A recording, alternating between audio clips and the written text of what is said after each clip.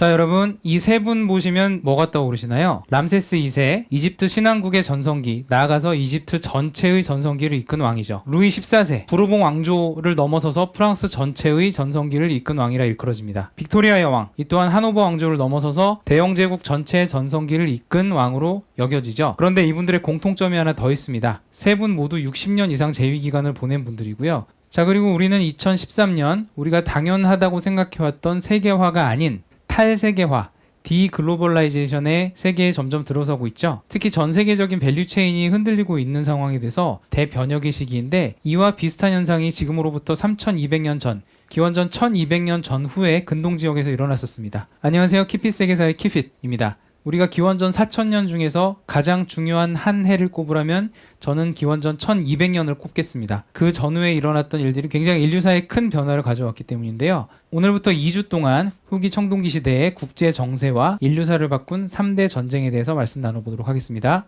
자, 왼쪽 사진은 인기 넷플릭스 시리즈 브리저튼, 오른쪽은 영화 센스 앤 센서빌리티의 한 장면입니다. 아시는 분은 아시겠지만 이걸 딱 보시면 영국의 리젠시 시대를 떠올리실 수 있겠죠. 자, 이분들은 왼쪽부터 네르바, 트라이아누스, 하드리아누스, 안토니누스 피누스, 마르쿠스 아우렐리우스죠. 로마 제국의 5현재 시대를 상징하는 분들입니다. 자, 딱 보시면 강건성세, 강희제, 옹정제, 걸륭제가 떠오르겠고, 그런데 이렇게 국가별로만 특정 시대에 별명이 있는 것이 아니라 전 지구적으로도 별명이 있습니다. 1600년대에 17세기에 소빙기를 두고 이를 일컬어서 17세기의 위기라는 표현을 씁니다. 이들 중에서 가장 형님격은 이 시대가 아닌가 싶어요. 후기 청동기 시대의 붕괴라는 항목이 아예 영문 위키피디아에 따로 있을 정도로 후기 청동기라는 타이틀은 굉장히 의미가 큽니다. 왜 따로 후기 청동기란 이름이 붙었는지 알아보도록 하죠. 자, 우리 청동기라는 단어를 들으면 반사적으로 기원전 3500년과 기원전 1200년을 떠올리시라고 했죠. 이 사이를 근동지역의 청동기라고 생각을 하는데, 그렇다면 그 전 시기는 신석기, 그리고 이 사이가 청동기, 그 다음이 철기 시대라고 할 수 있겠죠. 그리고 이건 나중에 얘기하겠지만 보통 신석기 시대의 시작은 기원전 10,000년으로 봅니다. 즉, 이 세 개의 숫자만 알아도 어느 정도 큰 시대 구분을 할 수가 있는 거예요. 그런데 가만히 생각해보면 이 세 개가 퍼져나가는 양태가 조금씩 다릅니다. 이 신석기 시대를 다른 말로 농업혁명의 시대라고 하잖아요.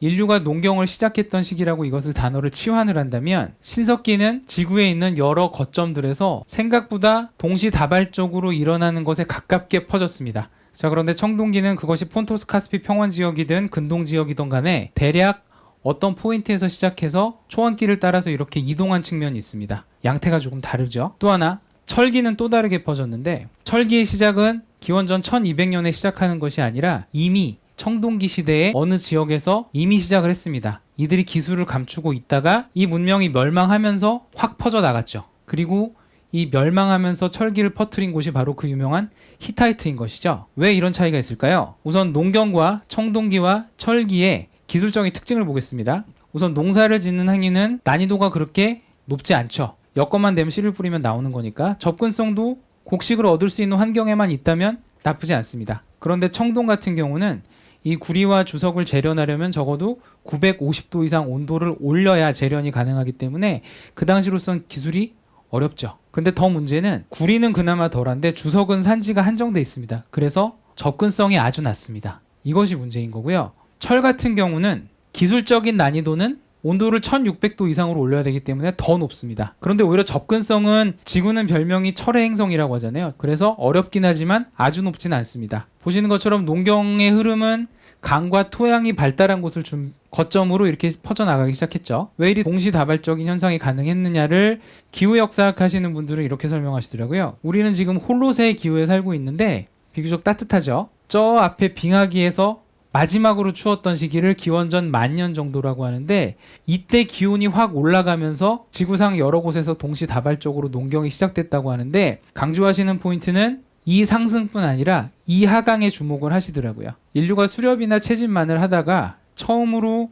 농경이란 행위를 발견을 한 것이 아니라 그전에도 농경이라는 행위와 수렵 채집이라는 행위가 둘 다 옵션으로 가능했다고 그래요. 그런데 갑자기 추워진 이 영거 드라이아스기를 거치면서 채집이라는 옵션이 확 줄어들었다고 합니다. 그래서 다시 따뜻해졌을 적에 인류는 여러 곳에서 농경이라는 옵션을 발명이 아닌 선택을 했다는 거죠. 그리고 아까 말씀드린 것처럼 재료라든가 기술적인 난이도가 높지 않기 때문에 동시다발적으로 시작을 할 수 있었고, 이것도 비슷한 그림입니다. 신석기의 농업혁명은 요 요소뿐 아니라 요 요소도 작용을 했을 것이라는 말씀이고요. 한편 청동기 같은 경우는 일전에 한번 보여드렸던 얌나야 문화였죠. 폰토스 카스피 평원 지역에서 이렇게 퍼졌다는 가설도 있고, 이쪽 메소포타미아 및 이집트 근동 지역에서부터 시작했다는 얘기도 있는데, 청동기 같은 경우는 아까 말씀드렸던 기술적인 어려움 때문에 동시다발적으로 시작했다기보다는 어느 곳에서 시작해서 퍼져 나갔다고 보는 것이 좀 더 타당하겠습니다. 그리고 철기 같은 경우는 아까 말씀드린 히타이트가 이 청동기 시대에도 철기 기술을 꼭꼭 싸매고 있다가 히타이트가 멸망을 하면서 이제 여기저기 퍼져 나가게 되는 거고, 나중에 그 가장 큰 수혜를 입은 것이 아시리아 제국이 되는 것인데, 그렇다면 얼핏 생각하기에 신석기 다음에 청동기가 있었고 그 다음에 철기가 왔으니까 철기가 좀 더 국제 교역이 발달하고 더 발전된 사회가 아니었을까? 라고 생각하시기가 쉬운데, 우리는 여기서 여기에 주목을 해보겠습니다. 철기는 기술적으로는 어렵지만 한번 그 기술이 퍼져 나가기 시작하면 재료에 대한 접근성은 생각보다 나쁘지 않기 때문에 각 지역에서 독립적으로 발전을 시킬 수가 있어요. 그런데 청동기 같은 경우는 구리보다는 특히 주석, 광산이 한정되어 있기 때문에 국제 공급망이 중요해집니다. 즉 마치 지금 현대의 우리처럼 국제사회끼리의 다양한 밸류체인이 중요한 요소로 작용하는 것이고, 그 밸류체인이 극대화됐던 때가 바로 후기 청동기 시대인 거죠. 그리고 이 밸류체인이 무너졌을 적에 얼마나 이 시대가 극적으로 무너지는지를 보여주는 것이기 때문에 후기 청동기라는 시대가 굉장히 매력이 있고, 거듭 말씀드리지만 이 4,000년 중에서 한 해만 기억하라면 기원전 1200년을 기억해 보시기 바랍니다. 자, 이제 후기 청동기의 G8과 교역망에 대해서 말씀 나눠보도록 하겠습니다. 당시 국제정세를 나타내는 그림이고요. 사실 오늘 이 그림만 어느 정도 설명할 수 있어도 굉장히 큰 성공인 거고요. G8 알아보겠습니다. 우선 가장 힘센 나라가 이집트 신왕국, 그리고 G2를 형성하는 라이벌이 철기로 유명한 히타이트 제국, 그리고 그동안 한 번도 이 시리아 쪽에서는 어떤 제국이 있었다라는 얘기가 없었는데, 사실은 이때쯤에 미탄니 제국이란 아주 힘센 나라가 하나 있었습니다. 시리아 하면 미탄니, 미탄니 하면 시리아. 언제? 후기 청동기 시기에. 그리고 네 번째 나라는 티그리스강 상류에 있는 아시리아입니다. 우리 수바 아신 고중신에서 아시리아가 뒤쪽에 있다 보니까 아시리아가 이때만 존재했구나라고 착각하기가 쉬운데 그렇진 않고요. 아시리아는 마치 바빌론이 그랬던 것처럼 기원전 2000년대부터 조금씩 있어 왔습니다.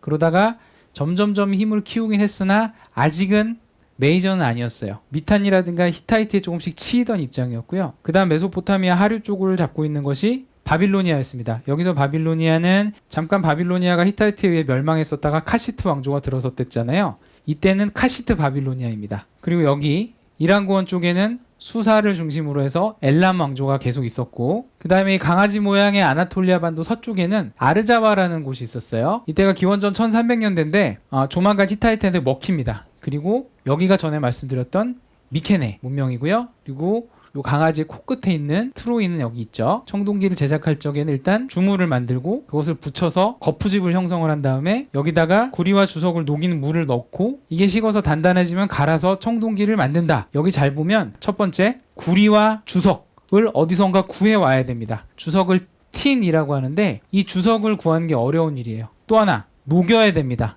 녹이려면은 이 온도를 올린 기술이 있어야 되죠. 그래서 기술적으로도 재료 공급의 면에서도 난이도가 있는 작업인 거고요. 구리는 그렇다 치더라도 그 당시 그렇다면은 틴, 주석의 주 생산지는 어디였느냐?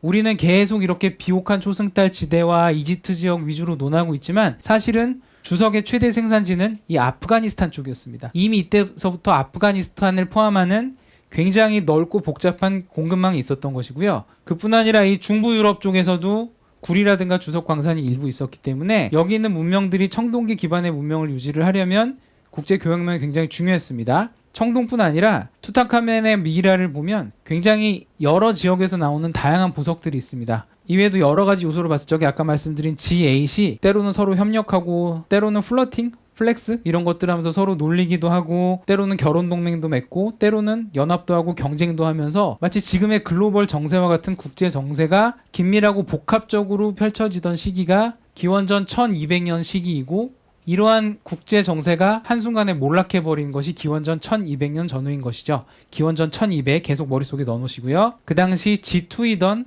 이집트 신왕조와 히타이트 얘기를 주로 하도록 하겠습니다. 자, 먼저 신왕국. 글씨가 많이 나오면 숨이 턱 막히죠. 이거 다 까먹으셔도 되고요. 오늘은 딱 두 명만 아셔도 됩니다. 아케나톤과 람세스 2세. 나머지 분들은 그냥 쓱 흘려보세요.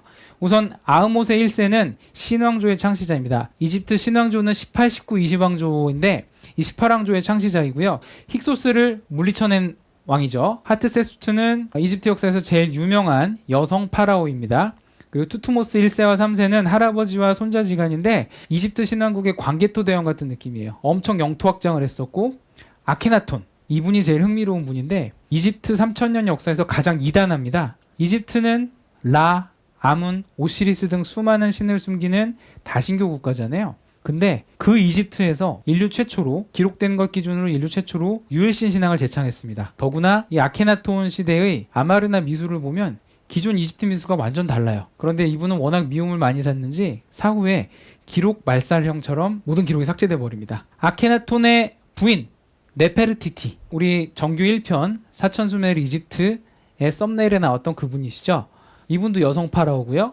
그리고 이 부부의 아들이 바로 투탕카멘입니다. 네페르티티는 뭐 의붓 어머니긴 한데, 이 투탕카멘은 살아생전에는 제대로 권력은 누리지도 못하고 일찍 사망했지만 그로 인해서 무덤이 한갇힌 곳에 있었고, 그로 인해서 도구를 거의 당하지 않았고, 그로 인해서 현대 세계에서는 가장 유명한 파라오가 됐죠. 여기까지가 18왕조고요. 여기가 19왕조인데 세티 1세도 굉장히 유명한 정복왕인데 태종 이방원도 대단하시지만 아들이 하필이면 세종이라서 약간 묻힌 면이 있잖아요. 람세스 2세가 그렇습니다. 람세스 2세가 아까 처음 보여드린 66년 제위한 이집트 신왕조 전체의 를 넘어서서 고대 이집트 전체의 최전성기를 이룬 왕이고요. 쿠푸 하면은 기원전 2500이라는 숫자와 함께 쿠푸의 대피라미드가 떠오르죠. 피라미드의 전성기는 이미 고왕국에서 끝나버렸고 중왕국 신왕국에선 피라미드가 별로 없다고 그랬잖아요. 그러나 신왕국은 그 대신에 엄청나게 거대한 신전들을 많이 남깁니다. 아부신벨 대신전 유명하고요. 더 유명한 건 이게 아스완 댐으로 인해서 수몰될 위기에 처하니까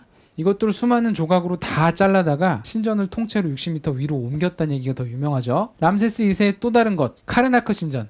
이것은 람세스 2세가 만든 것은 아니고요. 기존부터 있던 것을 증축을 했는데 사이즈가 어마어마합니다. 이런 스핑크스 석상들이 20개가 쫙 양열로 늘어서 있고, 이 사람 대비 기둥 사이즈를 보시면 카르나크 신전의 규모를 알 수 있겠고요.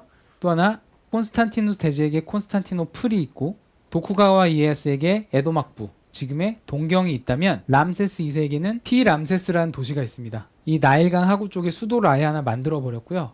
더구나 웨이 오브 호루스, 호루스의 길이라고 해가지고 이 시나이 반도를 통해서 직접 가나안 지방하고 통하는 길도 만들었어요. 아예 신도시를 하나 만들어서 천도를 해버리죠. 그리고 왕으로 재위한 지 5년차 되던 해에 29세에 카데시 전투를 하게 되죠. 카데시 전투하면 람세스 2세와 무아탈리 2세의 전쟁인데, 이집트 미술은 파라오 혹은 주인공을 좀 크게 그리는 경향이 있잖아요. 이 카데시 전투 장면, 이건 좀 이따 얘기 나눌 거고요. 그 다음에 람세스 3세는 20왕조 왕입니다. 람세스 2세랑 착각하기 쉬운데 다릅니다. 람세스 2세는 카데시 전투에 관련된 왕이고 람세스 3세는 나중에 나올 바다민족에 관련된 왕입니다. 히타이트는 대략 기원전 1600년에서 1200년 사이입니다. 어디랑 일치하죠? 크미금이의 금이, 미케네 문명하고 거의 비슷한 시기죠. 그래서 이집트 신왕조, 히타이트, 미케네 문명, 이 셋은 거의 비슷한 시기에 존재했습니다. 그리고 히타이트 하면 떠오르는 이미지, 수피룰리우마 1세의 이 석상하고요. 아주 유명한 스핑크스의 문입니다. 자, 히타이트 하면 철기가 유명하다고 그랬는데, 우선 히타이트는 다른 문명과 달리 특이하게 태양신, 홍수의 신이 아니라 바람의 신을 주신으로 섬겼습니다. 그리고 수도도 여기 고원지대에 있는 하투사를 수도로 삼았어요. 참고로 하투사 주위에는 철광석이 많고 주위에 황야가 있는데 바람이 굉장히 세다고 합니다. 왜 이런 데를 입지로 잡았을까요? 혹시 이거 뭔지 아시나요? 공기를 이렇게 넣어서 이렇게 불어넣는, 이렇게 왔다 갔다 하는 풀무죠. 철을 재련할 때 씁니다. 공기, 특히 산소를 많이 넣어서 재련 온도를 높이는 데 쓰는 것이죠. 그 당시에는 풀무라는 기술이 없었는데 풀무 대신 이 지역에 나는 강한 자연의 바람과 철광석을 이용해서 철을 재련하는 방법을 알았던 겁니다. 물론 히타이트 제국이 최초로 철을 만든 것은 아니고요. 그 전에부터 아나톨리아 지역에 철기 기술이 있었다고 합니다. 근데 히타이트가 이걸 어느 정도 상용화를 했던 것 같고요. 다만 히타이트는 이 철기 기술을 다른 곳에 유출을 안 시켰다고 그래요. 그래서 다른 곳은 청동기 시대인데 히타이트만큼은 이미 철기를 시작을 했던 것이고요. 문헌에서 철기의 사용 기록이 있는데, 특히 이거는 이집트 쪽에서 그린 그림입니다. 카데시 전투를 그릴 적에 이집트 쪽의 전차는 사람이 2명만 탔어요. 근데 히타이트 쪽의 전차는 사람이 3명이 탔습니다. 이 말인즉슨 이 전차의 휠이 3명의 무게를 버틸 정도로 단단했다는 얘기죠. 철기이기 때문에 가능한 것이죠. 다만 히타이트가 철의 제국이라고 해서 마치 칼과 총으로 싸우듯이 천하무적 철기가 열등한 청동기를 다 때려 부셨다 이런 느낌은 아닙니다. 이 히타이트가 이집트 신왕조와 라이벌일 정도로 G2에 속할 수 있었던 데는 그 사회 시스템 자체가 생각보다 굉장히 잘 돼 있었고 다른 기술도 발전했습니다. 이거는 히타이트의 청동이고 요거는 은세공 기술입니다. 자, 그래서 히타이트를 간략히 요약하면 철기 문명의 대명사로 알려져 있으나 최초도 아니고 다른 국가를 철기만으로 때려 부순 것도 아닙니다. 철기를 꽤나 발달시킨 건 맞는 것 같아요. 그리고 역설적으로 이 꽁꽁 싸매고 있던 기술이 히타이트가 청동기 문명의 붕괴와 함께 망하면서 철기가 전 세계적으로 전파되게 됩니다. 오히려 히타이트가 강국이었던 건 철기만 강해서가 아니라 체계적인 국가 시스템이 굉장히 잘 돼 있었어요. 그리고 텔리피누 칙령이라고 해서 전 세계에서 왕위 계승 원칙을 처음으로 성문화한 나라가 사실은 히타이트입니다. 중세 유럽의 살리카법의 큰 형님 정도 되는 거죠. 그리고 히타이트에도 법전이 있었는데 함무라비 법전보다 더 진보된 법체계가 있어서 인권을 전부 다 중시하다든가 민법과 형법을 나눈다든가 이런 게 많이 발전돼 있었다고 그래요. 전반부에서 가장 유명한 사건은 아직 신생 국가인 히타이트가 무려 바빌로니아를 멸망시켰습니다. 물론 멸망시켰다가 계속 지배하지 못하고 아나톨리아 본거지에 내분이 나서 다시 돌아와야 됐죠. 그래서 그 자리를 채운 것이 카시트 바빌로니아인 것이고 기원전 1200~300년대에 가장 전성기에 유명한 왕이 무아탈리 2세죠. 람세스 2세의 숙적이고 카데시 전투를 치렀고 그리고 하투실리 3세 유명하죠. 무아탈리 2세가 람세스 2세와 전투를 했다면 하투실리 3세는 람세스 2세와 평화조약을 체결을 했죠. 근데 히타이트는 문제가 고질병이 있습니다. 좀 잘 나갈 것 같으면 왕위 찬탈 내분 계속해요. 수양대군과 이 계속 번갈아서 나온 거죠. 워낙 그러다 보니까 사실은 이러한 텔리피누 칙령까지 나오게 된 것이고요. 그래서 히타이트의 느낌하면 철기를 어느 정도 잘 발달시킨 문명이며 그만큼 혹은 그 이상으로 사회 시스템도 잘 돼 있었다. 그럼에도 근동지역 전체를 제패 못했던 건 이 내분의 역사가 길어서다 정도만 이해하고 지나가셔도 되겠고요. 자, 그래서 다시 이 그림이 보이실까요? 이 기원전 1200년과 기원전 1600년 사이에 히타이트와 이집트 신왕국과 미케네 문명이 비슷하게 있었고 요 히타이트가 전반기에 바빌로니아를 멸망시켰고 자 이렇게 이집트와 히타이트에 대해서 간단히 훑어봤고요. 자 그러면 이제 이 기원전 1200년 전후에 지난번에 6, 7위 전 혹은 7, 8위 전에 해당하는 트로이 전쟁에 대해서 말씀드렸었고 이번에는 진짜 1, 2위 전에 해당되는 카데시 전투에 대해서 말씀드리겠습니다. 이 카데시 전투는 하루에 이루어진 사건입니다. 그래서 배틀이라고 표현을 했죠. 이때 가장 잘 나가던 히타이트와 이집트 신왕조 사이의 전쟁이고요. 우선 전쟁 전의 상황입니다. 히타이트는 점점 세력을 늘려가고 있었고 이집트 같은 경우도 그 선때에 투트모스라든가 아메노테프 3세에 의해서 이 가나안 지역을 최대로 확장을 하고 있었습니다. 그런데 이 중간에 있던 나라가 히타이트의 조공을 바치다가 어느 날 이집트의 조공을 바치기 시작했습니다. 그래서 히타이트가 어딜 감히 하면서 밀고 내려왔고 이집트도 그래 한번 붙어보자 하고 붙은 거죠. 지금으로 치면 미국과 중국이 한판 붙은 겁니다. 이 병력 수준에 대해서는 영문 위키피디아를 그대로 따왔고요. 이집트 신왕조는 람세스 2세였고 히타이트는 무아탈리 2세입니다. 2세끼리 붙었죠. 병력 규모가 히타이트 쪽이 한 4만 정도 됐었고 이집트 쪽이 한 2, 3만 정도 됐었다고 합니다. 여기선 거의 비슷하게 나와 있는데 이 카데시 전투의 의미는 나라 대 나라로 처음으로 정면으로 맞섰는데 그것이 기록이 상세히 되어 있는 그리고 어찌 보면 인류 최초로 전차 전투죠. 이집트는 2000기 그리고 히타이트는 10,000기 가까이 이상 정도가 붙은 전쟁입니다. 말 그대로 잘 기록된 인류 최초의 대회전인 거고요. 아까 말씀드린 것처럼 이집트는 아직 청동기였기 때문에 휠이 무게를 지탱을 못하기 때문에 2명까지밖에 못 탔습니다. 대신에 보병이 따로 있었죠. 근데 히타이트 같은 경우는 휠이 철기로 만들어져 있기 때문에 중전차로 돼서 3인승이 가능했죠. 그러므로 히타이트가 이집트를 완전히 눌러버릴 수 있었다? 그건 아닌 것 같고요. 전쟁에는 이거 말고도 많은 요소가 작용을 하는 데다가 항상 청동기가 시작됐다고 청동기가 그 전에 석기를 다 대체하는 건 아니고 철기가 됐다고 해서 바로 청동기를 대체할 정도로 기술이 좋은 건 아니기 때문에 어느 정도는 유리했겠으나 이게 뭐 전쟁의 판도를 완전히 바꿀 정도는 아니었던 것 같아요. 오히려 전쟁의 전술면에서 승패가 바뀌었는데 자 이게 카데시 전투 장면인데 방금 말씀드린 것으로 뭔가 이야기거리가 생기지 않으시나요?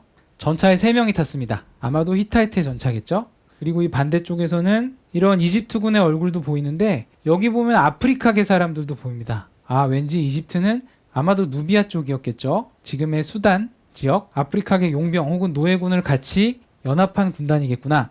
여기서도 딱 보시면 이 전차는 히타이트의 것이겠구나 익힐 수가 있겠고, 전술면에서 뭐 자세히 말씀드리진 않겠으나 람세스 2세는 참전을 직접 했었고요. 4개의 부대로 나뉘었었는데 적의 속임수에 속아서 선봉 부대가 먼저 치고 들어갔습니다. 이러다가 뒤에 따라오는 두 번째 부대가 흩어져 버리고 세 번째, 네 번째는 도착하지 않은 상태에서 람세스 2세가 직접 포위당해 버렸어요. 그래서 거의 질 뻔했는데, 여기까지는 히타이트 쪽과 이집트 쪽 기록이 같은데 그 다음이 다릅니다. 이집트 쪽 기록은 위대한 람세스 2세가 각성하셔서 히타이트를 쓸어버렸다 라고 국내 선전을 합니다. 어찌 보면은 인류 최초의 언플 같기도 해요. 여기에도 이런 기록이 있고, 이런 기록도 또 남겼고, 위대한 파라오 람세스가 멋지게 적들을 쓸어버렸다, 여기 신전에도 남깁니다. 이렇게 다양한 식으로 국내에 언플을 했고, 히타이트 쪽에선 반대로 자기네들이 어느 정도 우위를 점했다고 기록이 되어 있죠. 그렇다면 실제 결과는 어땠느냐? 판도가 바뀐 게 없습니다. 기본적으로 이집트는 이 카데시와 이 주위 지역을 먹으러 들어갔는데 못 먹은 거예요. 그래서 가나안 지역에서 더 나가지 못하고 묶였습니다. 그래서 많은 역사가들은 카데시 전투는 람세스 2세의 언플과 달리 비겼거나 히타이트가 조금 더 우위를 점했다고 돼 있고요. 이게 기원전 1274년입니다. 또 하나 인류 최초인 것이 있는데, 한 16년 후에 생뚱맞게 이쪽에서 아시리아가 힘이 세집니다. 그래서 필요에 의해서 이 둘은 조약을 맺게 되고, 그 당시 황제는 람세스 2세는 오래 살았기 때문에 계속 있었고, 무아탈리 2세의 다음을 이은, 정확히는 수양대군처럼 찬탈한 하투실리 3세였죠. 이 하투실리 3세와 람세스 2세 사이에 인류 최초로 성문화된 국가 간의 평화 조약을 맺었고요. 그래서 똑같은 내용의 문서를 히타이트 쪽에도 남겼고 이집트 쪽에도 남겨서 이것을 기념하기 위해서 뉴욕의 UN 헤드쿼터에 이것을 전시해놨습니다. 그리고 3대 전쟁, 카데시 전투, 트로이 전쟁, 그리고 세 번째 멸망전 이야기인데요. 분량이 어느 정도 길어져서 이 멸망전 및 후기 청동기의 붕괴와 그 이후의 이야기는 다음 주에 말씀 나눠보도록 하겠습니다. 우리 하나만 오늘 알고 지나가죠. 카데시 전투는 기원전 1274년에 이루어졌던 람세스 2세와 무아탈리 2세 사이의 전투이고, 세계 최초의 국가대전이고, 세계 최초 언플이고, 세계 최초 평화조약을 맺었다. 그리고 이집트 신앙조에서는 수많은 네임드가 있지만 2명만 기억하자. 람세스 2세와 아케나텐까지만 기억하셔도 될 것 같고요. 다음 시간에는 철기시대로의 전환이 어떻게 됐는지, 그 이후의 사건들이 어떻게 전개되는지 알아보도록 하겠습니다. 여러분 구독과 좋아요 너무나도 감사드립니다만 끝까지 봐주세요. 그리고 하나라도 더 얻어가 주세요. 감사합니다.